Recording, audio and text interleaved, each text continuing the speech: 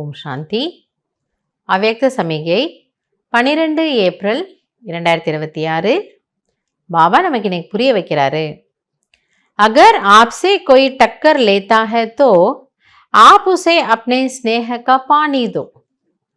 பாபா சொல்றாரு, ஒருவேளை யாராவது உங்களோடு சன்ஸ்கார மோதல்களில் ஈடுபட்டார்கள் என்றாலும் கூட அவர்களுக்கு நீங்கள் அன்பினுடைய தண்ணீரை கொடுங்கள்.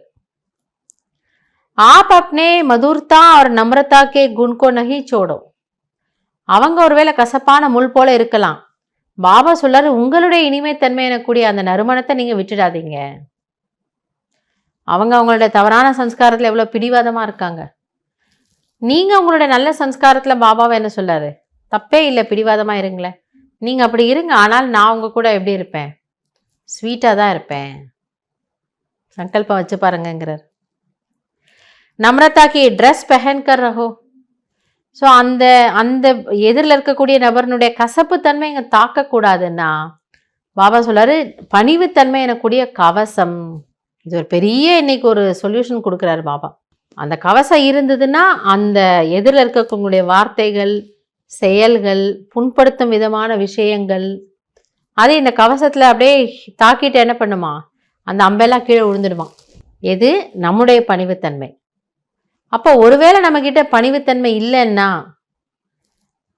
கவசம் இல்லை, ஸோ அவங்களுடைய வார்த்தைகள் இங்கே மனசை புண்படுத்தும், காயப்படுத்தும். நம்ம துக்கத்தில் வந்துடுவோம். துக்கத்தில் வந்தோன்னா பின்ன நம்ம அவங்கக்கிட்ட எப்படி மறுபடியும் ஸ்வீட்டாக இருப்போம், கொஞ்சம் விலக ஆரம்பிப்போம். இது ஒரு பெரிய ஒரு நெகட்டிவ் சைக்கிளில் போய் முடியும்.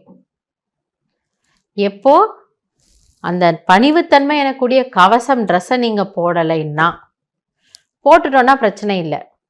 நான் தான் பணிவாக இருக்கேனே, எனக்கு ஈகோவே இல்லையே. ஸோ அவங்க என்னை பற்றி ஒரு தவறான அது அபிப்பிராயத்தையோ கருத்தையோ ஏதோ ஒன்று சொன்னால் கூட நான் அதை ஈஸியாக எடுத்துக்கிறேன். பரவாயில்ல, அவங்களுக்கு தெரியல, அதுக்கு நம்ம என்ன பண்ண முடியும் இல்லையா? அதனால தான் பாபா சொல்ல, அந்த அந்த பணிவுத்தன்மை எனக்கூடிய ட்ரெஸ்ஸை நீங்கள் போட்டுக்கோங்க. என் நம்ரதாகி கவச்சுக ஜோ சேஃப்டிக்கா சாதன் ஹே. எனவே இந்த பணிவுத்தன்மை தான் உங்களுடைய பாதுகாப்பிற்கான கவசமாகும். ஏன்னா ஆரோ வில்லு மீன்ஸ் அம்பு எங்கேருந்து வேணாலும் வரலாம்.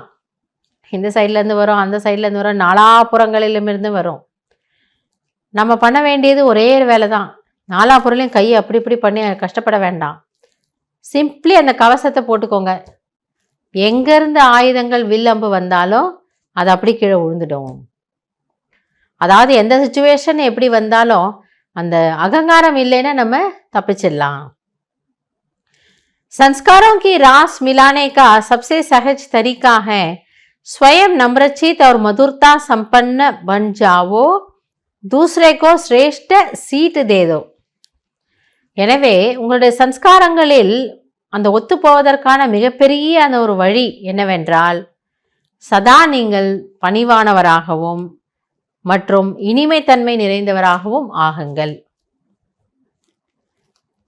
ஸோ மற்றவங்களுக்கு இந்த சீட்டை கொடுங்க, முதலில் நீங்கள் அப்படின்ட்டு நீங்கள் உயர்ந்த ஸ்திதியில் இருந்துட்டு பணிவாக இருந்துட்டு அவர்களுக்கு முன்னுரிமை கொடுங்கள்.